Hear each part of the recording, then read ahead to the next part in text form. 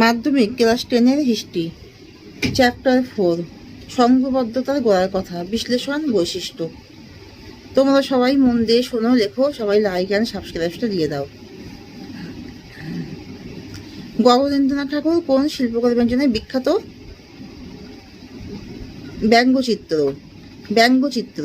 বর্তমান ভারত প্রথম প্রকাশিত হয় উদ্বোধন পত্রিকায়। জমিদার সভা ছিল একটি রাজনৈতিক সংগঠন। মহাবিদ্রোহের পর ভারতের শাসনভার গ্রহণ করেন মহারানী ভিক্টোরিয়া। নানা সাহেবের প্রকৃত নাম কি? গোবিন্দ ধন্দু পন্থ। ভারতের প্রথম ভাইসরয় ছিলেন কে? লর্ড ক্যানিং।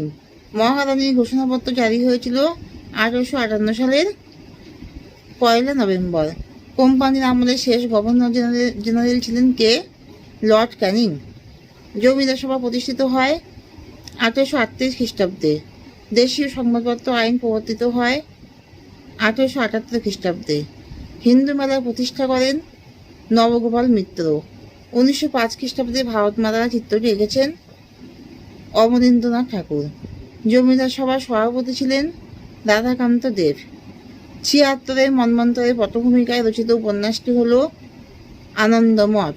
ব্রিটিশ শাসনের বিরুদ্ধে ভারতের প্রথম জাতীয় বিদ্রোহটি হল সিপাহী বিদ্রোহ। সিপাহী বিদ্রোহের সময় অযোধ্যায় বিদ্রোহীদের নেতৃত্ব দেন বেগম হযরত মহল। 1858 খ্রিস্টাব্দে কাকে হিন্দুস্তানি সম্রাট বলে ঘোষণা করা হয়? মোগল সম্রাট দ্বিতীয় বাহাদুর শাহকে। সাধারণ জ্ঞানোপার্জিকা সভার মুখপত্র কি ছিল? সাধারণ জ্ঞানোপার্জিকা সভার মুখপত্র ছিল বেঙ্গল স্পেকটেটর। 1857 খ্রিস্টাব্দে কাকে হিন্দুস্তানি সম্রাট বলে ঘোষণা করা হয়? মোগল সম্রাট দ্বিতীয় বাহাদুর শাহকে। জমিদার সভার প্রথম সম্পাদক কে ছিলেন? জমিদার সভার প্রথম সম্পাদক ছিলেন প্রসন্ন কুমার ঠাকুর। 1857 বিদ্রোহকে কারা সিপাহী বিদ্রোহ বলেছেন? জন কে, রাসনারায়ণ বসু প্রমুখ। হিন্দু মেলা প্রথমে কি নামে পরিচিত ছিল? হিন্দু মেলা চৈত্র সংক্রান্তির দিনে শুরু হয়েছিল বলে এর নাম চৈত্র মেলা। কাকে বলা হয় স্বাধীনতার অগ্রদূত? কবি ঈশ্বর গুপ্তকে।